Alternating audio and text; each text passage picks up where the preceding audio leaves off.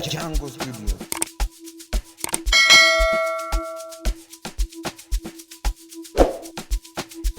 Hello, welcome to Jungle Studio out Mtare. In this channel, we're talking about our best artists in Zimbabwe and all around the whole world.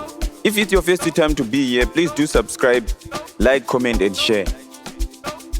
Lokushingamidza ine mfaro muri Zimbabwe. Ini ndoitwa Mr. Jungle kwa Mtare. Jungle Studios.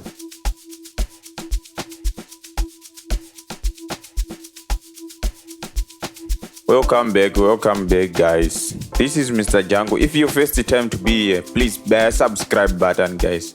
Today tinenyaya kupisa yemukomana Secslsz akatenga GD6 yake akapinzira GD6 wakomana vanotanotsogara zvakadaro guys. Tongoti congratulations kuna Secslsz.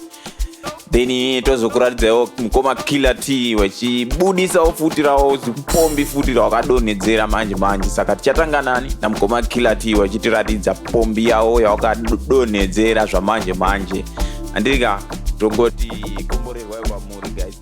Mbana ndiwapinza motere mbana nyatapisa heti yazandiwe chaita uri kupisa mbana Ndisikubirira because vhiri randaona apa kava iro vhiri iro chingobaya subscriber guys.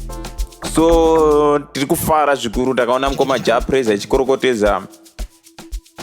ichikorokotedza chikomana Secslsz echiti makorokoto wapinzira mudziyo mutsva aiwa zvinokomborera zvinofadzwa kana mati stadium Zimbabwe echirangarirana so aiwa zvinofadza zvisingaiti zvinofadza guys.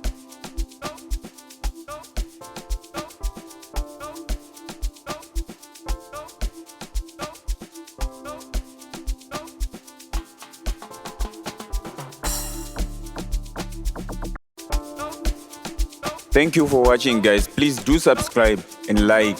Makanyanya guys. Ndimi munoita kuti zviite kandi ndimi vanhu vacho kuti ta sando dzenyu idzo kuti ta guys.